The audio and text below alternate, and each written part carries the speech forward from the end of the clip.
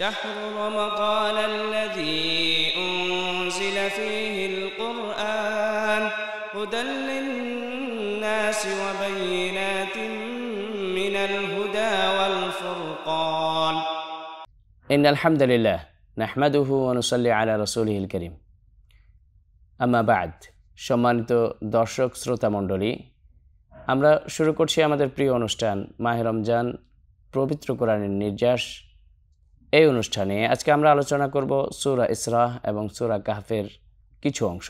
সম্মানিত দর্শক শ্রোতা মণ্ডলী, আজকে আমাদের পারা হিসেবে 15তম পারা চলছে। এই পারায় দুটি সূরা নিয়ে আলোচনা করা হয়েছে, সূরা ইসরা এবং সূরাতুল কাহফ। সূরা ইসরাতে আল্লাহ পাক সুবহানাহু ওয়া তাআলা মিরাজের ঘটনা দিয়ে শুরু করেছেন।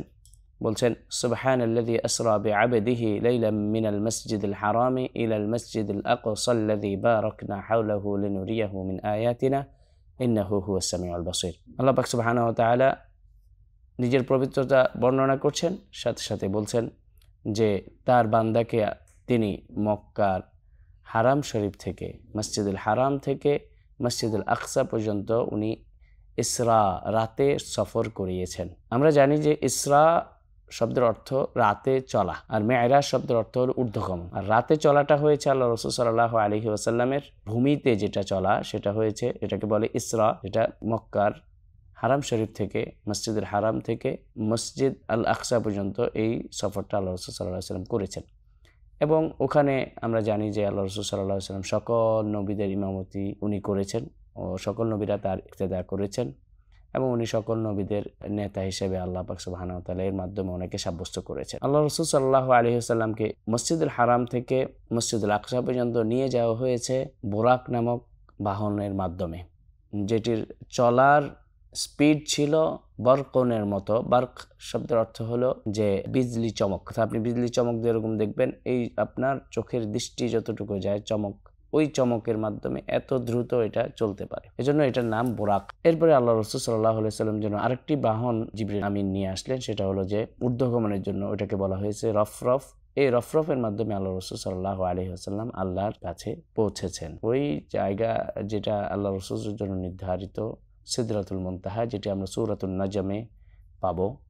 যে সূরাতুন নাজমে এই বিষয়ে আল্লাহ রাসূল সাল্লাল্লাহু আলাইহি ওয়াসাল্লাম এই সফরের ব্যাপারে খুব স্পষ্ট আলোচনা করা হয়েছে। আইন্দা সিদরাতুল মুনতাহা আইন্দাহা জান্নাতুল মাওয়া, এভাবে করে আল্লাহ রাসূল সাল্লাল্লাহু আলাইহি ওয়াসাল্লামের সফরের বর্ণনা দেওয়া হয়েছে। এই সফরে আল্লাহ রাসূল সাল্লাল্লাহু আলাইহি ওয়াসাল্লাম তার যে নবুয়তের 11তম বছরে, উনি মতান্তরে 9ম বছরে উনি ওনার চাচা এবং ওনার সহধর্মিণী হযরত খাদিজা রাদিয়াল্লাহু আনহা ওনাদেরকে হারিয়েছিলেন, এবং উনি খুবই দুঃখিত ছিলেন, ওনাদের বেদনায় ব্যথিত ছিলেন।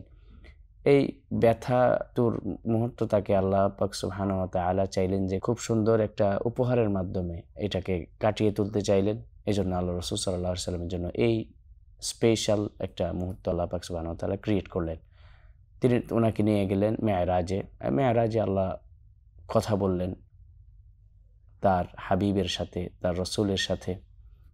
এই মেরাজের রজনীতে আল্লাহ রাসূল সাল্লাল্লাহু আলাইহি ওয়াসাল্লামকে আল্লাহ পাক সুবহানাহু ওয়া তাআলা অনেকগুলো নিয়ামত দান করেছিলেন। সরাসরি আল্লাহ নিজে রাসূল সাল্লাল্লাহু আলাইহি ওয়াসাল্লামের সাথে কথা বলেছিলেন, যেটাকে ওয়াহির অন্তর্ভুক্ত করা হয়েছে। এবং আমরা জানি যে আল্লাহ রাসূল সাল্লাল্লাহু আলাইহি ওয়াসাল্লামকে সূরা বাকারার শেষ 2 আয়াত ওই দিন দেয়া হয়েছিল, এবং সালাতের 50 ওয়াক্ত সালাত দেয়া হয়েছিল, যেটি পরবর্তীতে আল্লাহ রাসূল সাল্লাল্লাহু আলাইহি ওয়াসাল্লামের আবেদনের মাধ্যমে 5 ওয়াক্তে রূপান্তরিত করা হয়, এবং এটি আমাদের উপর ফরজ।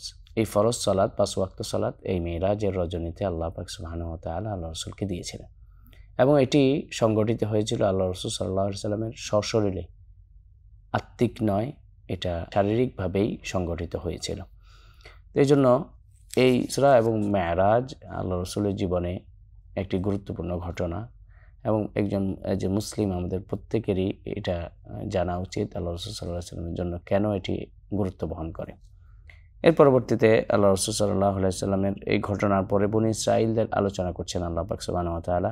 তারা যখন নাফরমানি করে তাদের উপর জালিম বাদশাদের চাপিয়ে দেওয়া হয়, এবং আমরা জানি যে তাদের উপর 2বার বাদশারা এসে জুলুম অত্যাচার চালিয়েছিল এবং তাদের সম্পদ লুট করে নিয়ে চলে গিয়েছিল, এবং তাদেরকে দাসে পরিণত করেছিল। এই ছিল বনী ইসরাঈলদের ঘটনা। এর পরবর্তীতে কোরআনের ব্যাপারে বলছেন আল্লাহ পাক সুবহানাহু ওয়া তাআলা ইন্না হাযাল কুরআন ইয়াহদি লিল্লাতি হিয়া আকওয়াম, কোরআন সরল সঠিক পথ দেখায়, এই ব্যাপারে আল্লাহ পাক সুবহানাহু ওয়া তাআলা বলছেন। এরপরে আরেকটা বিষয় সম্পর্কে, খুবই গুরুত্বপূর্ণ বিষয় আল্লাহ পাক সুবহানাহু ওয়া তাআলা এখানে বলার চেষ্টা করছেন, সেটা হলো যে ওয়াকাদা রাব্বুকা আল্লা তা'বুদু ইল্লা ইয়াহু ওয়া বিল ওয়ালিদাইনি ইহসানা। তিনি আল্লাহর নিজের ইবাদতের সাথে বাবা মার সাথে সদ্ব্যবহার তথা বাবা মার বিররুল ওয়ালিদাইন, বাবা মার সাথে সদ্ব্যবহারের ব্যাপারে আদেশ করছেন। যেমনিভাবে আল্লাহর ইবাদত করাকে তিনি ফরজ করেছেন, তেমনিভাবে বাবা মার সাথে সদ্ব্যবহারটাকেও তিনি ফরজ করেছেন। তারা যেন উফ শব্দটাও না বলে, এই ব্যাপারে খেয়াল রাখার কথা বলা হয়েছে। আল্লাহ আমাদের সকল ভাই বোনদেরকে যেন বাবা মার খেদমত করার তৌফিক দান করেন। এবং আল্লাহ রাসূল সাল্লাল্লাহু আলাইহি ওয়াসাল্লামের হাদিসে আসছে, যে ব্যক্তি রমজান পেল, তার গুনাহ মাফ করিয়ে নিতে পারল না, সে হালাক হোক। আল্লাহ রাসূল বলেছিলেন আমিন। জিবরিল আমিনের দোয়া ছিল। যে ব্যক্তি বাবা মার একজন অথবা দুইজনকে বৃদ্ধ অবস্থায় পেল, কিন্তু তার গুনাহ মাফ করিয়ে নিতে পারল না, তার জন্য জান্নাত ওয়াজিব করে নিতে পারল না, সে হালাক হোক। আল্লাহ রাসূল সাল্লাল্লাহু আলাইহি ওয়াসাল্লাম বলেছিলেন আমিন। এটাও জিবরিল আমিনের দোয়া ছিল। এভাবে করে এই যে আল্লাহ রাসূল সাল্লাল্লাহু আলাইহি ওয়াসাল্লাম মাধ্যমে জানিয়ে দেওয়া হচ্ছে যে বাবা মার সেবা করা, বাবা মার সাথে সদ্ব্যবহার করা, সৎ আচরণ করা, এটা কতটা গুরুত্বপূর্ণ, যতটা গুরুত্বপূর্ণ আল্লাহর ইবাদত করা। এরপরে পরবর্তীতে আল্লাহর আদেশ। আমরা জানি যে পুরো কোরআনে আল্লাহ পাক সুবহানাহু ওয়া তাআলা আদেশ এবং নিষেধ দিয়ে পরিপূর্ণ করে রেখেছেন। এখানে সূরাতুল ইসরার মধ্যে আল্লাহ পাক 10টি আদেশ দিয়েছেন, এর মধ্যে 10টি আদেশ এবং নিষেধ একসাথে দিয়েছেন একটি পৃষ্ঠার মধ্যে একসাথে। এখানে বলছেন ওয়ালা তাকতুলু আওলাদাকুম খাশিয়াতা ইমলাক, তোমরা তোমার সন্তানদের হত্যা করো না। তারপরে ওয়ালা তাকরাবুজ জিনা, তোমরা নিকটবর্তীও হইও না জিনার দিকে। জিনা তথা পাপ কাজ যেখানে ঘটে ওইটার নিকটবর্তী হইও না, অথবা ওইটার দিকে ডাকে এমন কোনো কাজও করো না। কারণ মানুষের সর্বপ্রথম শয়তান যে জিনিস দিয়ে মানুষকে ধোঁকা দেয় সেটা হলো চোখ। আপনি যদি, এই জন্য আল্লাহ পাক সুবহানাহু ওয়া তাআলা সূরাতুন নূরে বলছেন কুল্লিল মুমিনিনা ইয়াগুদ্দু মিন আবসারিহিম, আবার আরেক পরের আয়াতেই বলছেন কুল্লিল মুমিনাতি ইয়াগুদ্দুনা মিন আবসারিহিন্না, বলছেন যে প্রত্যেক মুমিনকে বলো হে নবী, আপনি বলে দিন মুমিনদেরকে যেন তারা যেন তাদের চক্ষুকে অবনমিত করে, এবং মুমিনাদের বলে দেন তারাও যেন চক্ষুকে অবনমিত করে। এই যে চক্ষু অবনমিত করা, এটার মাধ্যমে, কারণ এইটার মাধ্যমেই শয়তান মানুষদেরকে ধোঁকা দেয়, চক্ষুর মাধ্যমেই শুরু হয় জিনার প্রথম স্টেপ। তো এই জন্য এই আয়াতে আল্লাহ পাক সুবহানাহু ওয়া তাআলা বলতেছেন ওয়ালা তাকরাবুজ জিনা, জিনার নিকটবর্তী হয়ো না, ইন্নাহু কানা ফাহিশাতান ওয়া সাআ সাবিলা। এরপরে ওয়ালা তাকরাবু মালাল ইয়াতীম, যেমনিভাবে বলছে যে জিনার নিকটবর্তী হইও না, তেমনিভাবে বলছে ইয়তীমের সম্পদের নিকটবর্তী হইও না, ইয়তীমের সম্পদের কাছেও যাইও না। তারপরে বলছেন ওয়ালা তাকফু মা লাইসা লাকা বিহি ইলমুন, কোনো মানে ধারণাবশত অনেক কথা বলে ফেলি, এটা যেন আমরা না করি, এই ব্যাপারে আল্লাহ পাক সুবহানাহু ওয়া তাআলা নিষেধ করছেন। এরপরে বলছেন আফুল কাইলা, আমরা যেন ওজনে ঠিকঠাক মতো দেই, এই ব্যাপারে আদেশ করছেন। এরপরে বলছেন ওয়ালা তাকফু মা লাইসা লাকা বিহি ইলমুন, সামআ ওয়াল বাসারা ওয়াল ফুআদা কুল্লু উলাইকা কানা আনহু মাসউলা ওয়ালা তামশি ফিল আরদি মারাহা, জমিনে যেন আমরা দম্ভ ভরে চলাফেরা না করি, এই ব্যাপারেও আল্লাহ পাক সুবহানাহু ওয়া তাআলা নিষেধ করছেন। এরপরে ইন্নাকা লান তাখরিকাল আরদা ওয়া লান তাবলুগাল জিবালা তুলা, তিনি বলতে যাচ্ছেন যে আল্লাহর সৃষ্টি জমিন, এই জমিনটা আপনি ছিদ্র করে দিতে পারবেন না আপনার চলার মাধ্যমে। আর যদি দম্ভ ভরে চলে, মনে করে যে আমি একবার জমিন ছিদ্র করে ফেলবো, এই চিন্তা তো মানুষ করতে পারে না, তেমনিভাবে যেন দম্ভভাবে যেন না চলে। এবং যে ব্যক্তি দম্ভ করে চলে সে নিজেকে মনে করে অনেক উঁচু, সে কি পাহাড়ের দিকে দেখে না পাহাড় কতটা উঁচু, অথচ পাহাড় যতটা উঁচু দেখা যায় তার চাইতে ডবল সে ওটা মাটির নিচে দাবা আছে।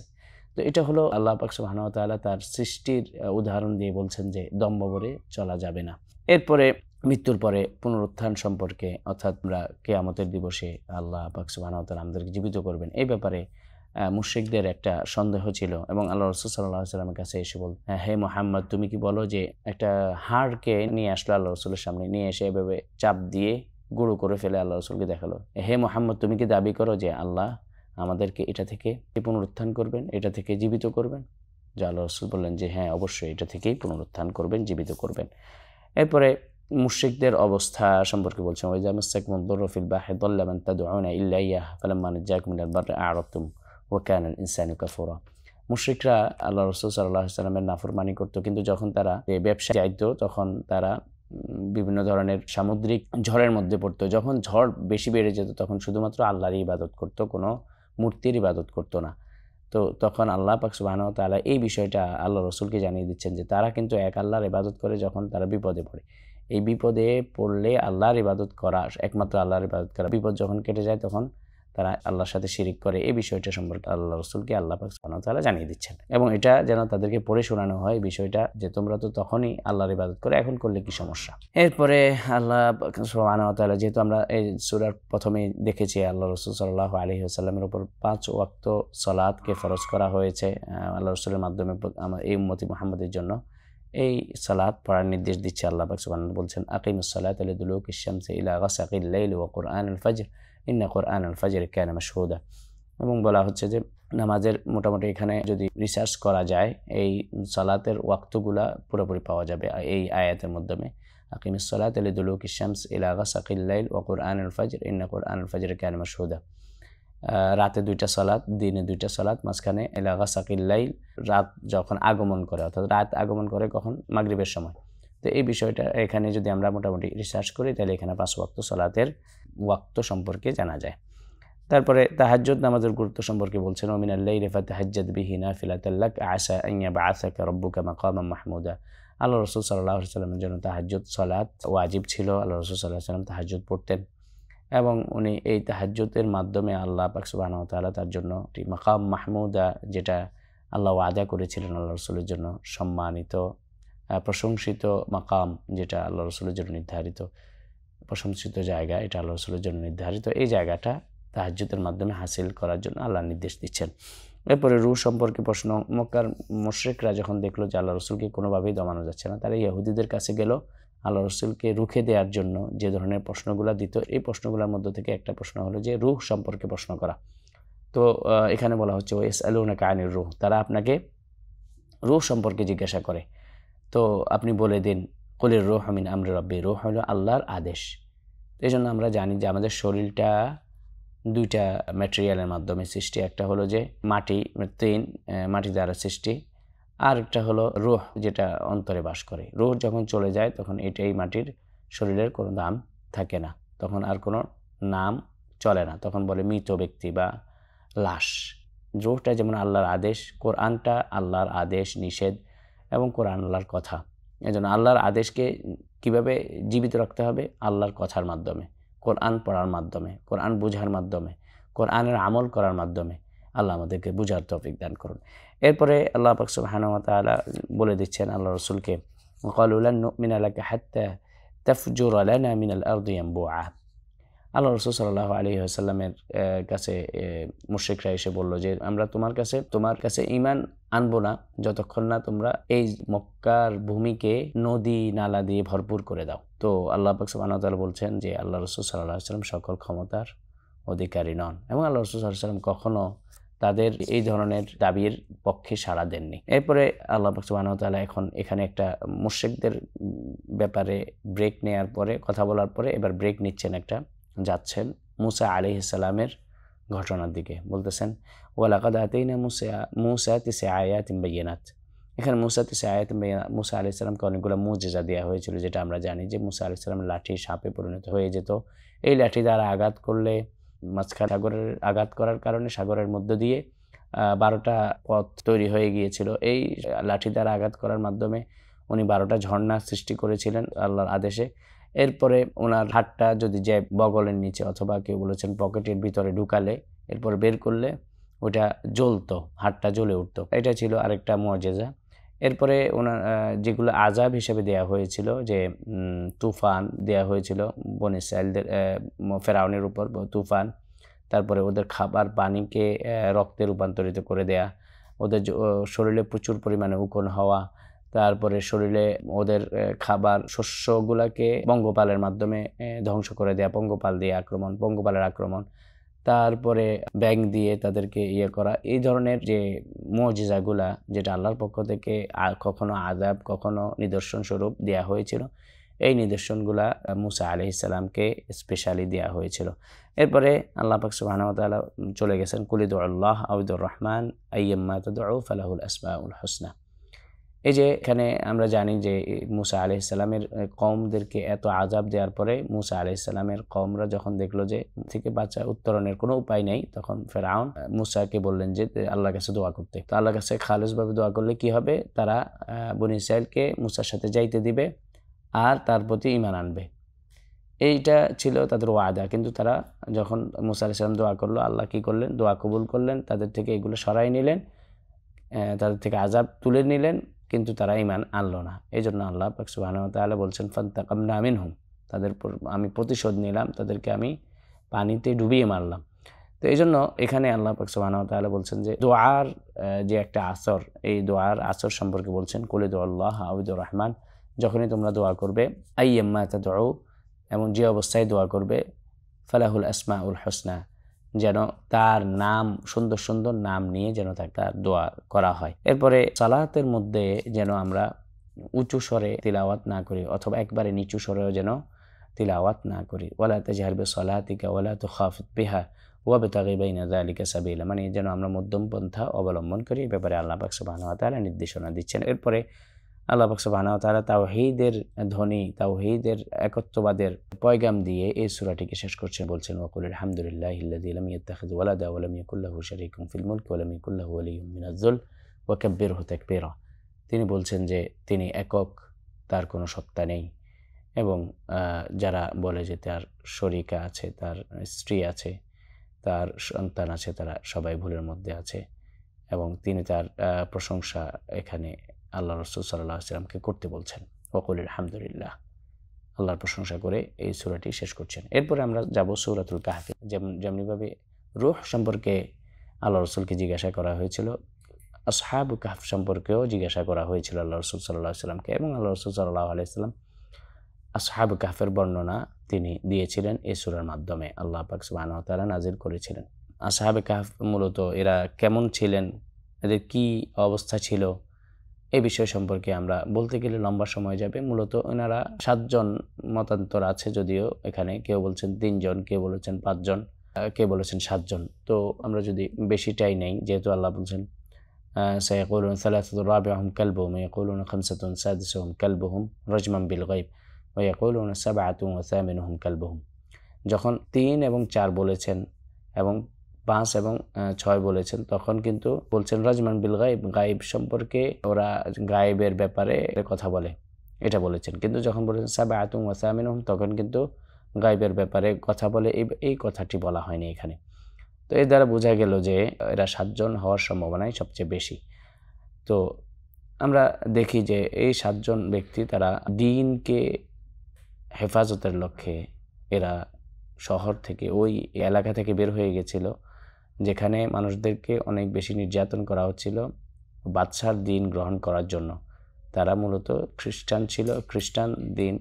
এবং যখন তারা এখান থেকে বের হয়ে একটা গুহাতে আশ্রয় নিল, এই জন্য আসহাবে কাহফ, আরবি কাহফ শব্দটি আরবি, এর অর্থ হলো গুহা, যারা গুহাবাসী। তো এই জন্য কাহফে তারা ওই গুহাতে আশ্রয় নিল, এবং ওখানে আল্লাহর পক্ষ থেকে ওনাদের জন্য এমন ব্যবস্থা করা হলো যে ওনারা ঘুমালেন, এবং এই ঘুমের মধ্যে ওনাদের অনেক বছর চলে গেল, এবং ফেরেশতাদেরকে নিযুক্ত করা হলো ওনাদেরকে পাশ ফিরিয়ে দেওয়ার জন্য, ওনাদের রোদের ব্যবস্থা করার জন্য। এগুলা আমরা যদি এই সূরাটা পুরোপুরি আমরা পড়ি, আমরা এখানে দেখতে পাবো। এরপরে তারা একসময় জাগ্রত হলো, জাগ্রত হওয়ার পরে তাদেরকে বিভিন্ন ধরনের প্রশ্ন করা হলো যে তারা কতক্ষণ ঘুমিয়েছিল। তারা বলল যে ইয়াওমান আও বা'দা ইয়াওম, একদিন অথবা একদিনের কিছু অংশ আমরা ঘুমিয়েছি। তো এরপরে তাদেরকে বলা হলো যে তোমাদের যে কাছে যে টাকাগুলো আছে, যে মুদ্রাগুলো আছে, এই মুদ্রাগুলো নিয়ে যাও, কিছু কিনে নিয়ে আসো। তখন তারা কিনতে গেল, তখন দেখলো যে না, তারা তো অনেক বছর ঘুমিয়েছে, এর মধ্যে যে মুদ্রাটা চলতো ওই মুদ্রাটা এখন আর চলে না। এর দ্বারা বোঝা গেল যে তারা লম্বা সময় ঘুমিয়েছিল। এরপরে আল্লাহ পাক সুবহানাহু ওয়া তাআলা আলোচনা করছেন 2 জন ব্যক্তির কাহিনী, বলছেন ওয়াদরিব লাহুম মাসালা রাজুলাইন জাআলনা লিআহাদিহিমা জান্নাতাইনি মিন আ'নাবি ওয়া হাফাফনাহুমা বিনাখলিন ওয়া জাআলনা বাইনাহুমা যারআ। 2 ব্যক্তির মধ্যে প্রথম ব্যক্তিকে আল্লাহ ঈমান দান করেছিলেন, দ্বিতীয় ব্যক্তিকে দান করেছিলেন জান্নাত তথা বাগান বাগিচা, এরপরে বিভিন্ন নাহার সমূহ, বিভিন্ন নদী নালা দান করেছিলেন, এবং এর মাধ্যমে সে ফল ফলাদি ভোগ করত। কিন্তু দ্বিতীয় ব্যক্তিকে আল্লাহ দান করেছিলেন ঈমান। তো প্রথম ব্যক্তির অবস্থা সে অহংকার করলো এবং আল্লাহর পরকালের প্রতি অবিশ্বাস স্থাপন করলো। আর দ্বিতীয় ব্যক্তি আল্লাহর বিশ্বাসে অটুট থাকলো এবং তার ঈমানের উপর অটুট থাকলো। এই বিষয়ে আল্লাহ পাক সুবহানাহু ওয়া তাআলা এখানে বর্ণনা করছেন। তৃতীয় ব্যক্তি যে তার নেয়ামতের অস্বীকার করলো, তো এই জন্য আল্লাহ পাক বলতেছেন ওয়াদরিব লাহুম মাসালাল হায়াতিদ দুনিয়া কামাইন আনজালনাহু মিনাস সামাই ফাখতালাতা বিহি নাবাতুল আরদি ফাআসবাহা হাশিমান তাজরুহু রিয়াহ ওয়া কানা আল্লাহু আলা কুল্লি শাইইন মুকতাদিরা। বলতেছেন যে দুনিয়ার হায়াত পেয়ে সে আল্লাহ এবং পরকালের জীবনকে অস্বীকার করলো, সে এই দুনিয়ার হায়াতটা হলো একটা কাদামাটির মতো। এই কাদামাটির থেকে আমি যখন একটা বাকল তথা একটা উৎপন্ন করি, একটা ছোট গাছ যেটা লতা পাতার মতো হয়, এটা উৎপন্ন করি এবং এটা গাছের বাতাসে লড়াচড়া করে, এটা দুনিয়ার হায়াতটা এরকম। তো এরপরে আল্লাহ পাক সুবহানাহু ওয়া তাআলা বলছেন মূসা এবং খিজির আলাইহিস সালামের কাহিনী। এর মাধ্যমে এই পারাটি আমরা শেষ করব। মূসা খিজির আলাইহিস সালাম, মূসা আলাইহিস সালামকে একজন জিজ্ঞাসা করেছিল যে মূসা, তুমি এই দুনিয়াতে সবচেয়ে বেশি জ্ঞানী কে?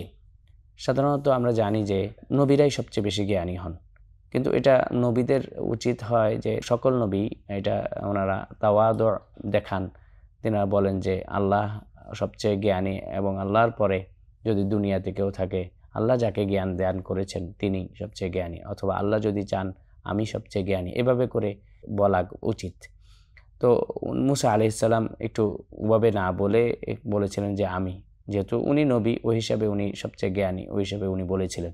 কিন্তু তখন আল্লাহ পাক সুবহানাহু ওয়া তাআলা ওনাকে পরীক্ষাস্বরূপ খিজির আলাইহিস সালামের সাথে দেখা করার নির্দেশ দিলেন এবং ওখানে গেলেন। উনি খিজির আলাইহিস সালাম কিছু অদ্ভুত কাজ করলেন, যেটার মাধ্যমে ওনার সাহায্য নেওয়ার জন্য গেলেন। যে খিজির আলাইহিস সালাম কিছু অদ্ভুত কাজ করলেন, এই অদ্ভুত কাজগুলা উনি সহ্য করতে পারেননি এবং বললেন যে এই কাজগুলা তো কোনো সুস্থ মস্তিষ্কের মানুষ করতে পারে না। যে তোমাকে সাহায্য করেছে তাকে তুমি, যেমন এক ব্যক্তি তারা নদী পার হতে যাচ্ছে, কেউ তাদেরকে নিচ্ছে না, তখন দুইটা ছেলে ওনাদেরকে নেওয়ার পরে উনি কি করলেন, খিজির আলাইহিস সালাম তার লাঠি দিয়ে ওই নৌকাটাকে ছিদ্র করে দিলেন, ওই জাহাজটাকে ছিদ্র করে দিলেন। তখন মূসা আলাইহিস সালাম বললেন যে এটা তো কোনো সাধারণ ভালো মানুষের কাজ হতে পারে না, যে তোমাকে সাহায্য করলে তার অপকার করলে তুমি। তো এইভাবে করে উনি একটা ছেলেকে হত্যা করলেন, যে খিজির আলাইহিস সালাম। এরপরে এক জায়গায় একটা জনপদে যাওয়ার পরে ওখানে ওনারা খাবার চাচ্ছেন, কেউ খাবার দিতে রাজি হচ্ছে না। তখন 3 ছেলের মালিকানাধীন একটা দেয়াল পড়েছিল, ভাঙ্গা অবস্থায় ছিল, উনি এটা মেরামত করলেন। তো এই মেরামত করাটাকে বললেন যে এই মেরামতের মাধ্যমে তো আমরা খাবার পেতে পারতাম। এই কথাগুলো মূসা আলাইহিস সালাম যখন বললেন, তখন বললেন যে এগুলো সবগুলোই আল্লাহর পক্ষ থেকে আদেশ ছিল মূসাকে খিজির আলাইহিস সালামের মাধ্যমে শিক্ষা দেওয়ার জন্য। এরপরে মূসা এবং খিজির আলাইহিস সালামের এই ঘটনার মাধ্যমে আমাদের 15 পারা এখানেই শেষ করছি। আমরা যা আলোচনা করলাম এবং যা শুনলাম তা থেকে শিক্ষণীয় বিষয়গুলো নিয়ে আমরা আমাদের জীবনকে সাজানোর চেষ্টা করব। এখানে মূসা এবং খিজিরের মধ্যে যে কথোপকথন, এই কথোপকথন থেকে আমরা শিক্ষা গ্রহণ করব। আল্লাহ আমাদের বোঝার তৌফিক দান করুন। ওয়া আখিরু দাওয়ানা আলহামদুলিল্লাহি রাব্বিল আলামিন। সুবহানাকাল্লাহুম্মা ওয়া বিহামদিক আশহাদু আল লা ইলাহা ইল্লা আনতা আস্তাগফিরুকা ওয়া আতুবু ইলাইক। আসসালামু আলাইকুম ওয়া রাহমাতুল্লাহি ওয়া বারাকাতুহু।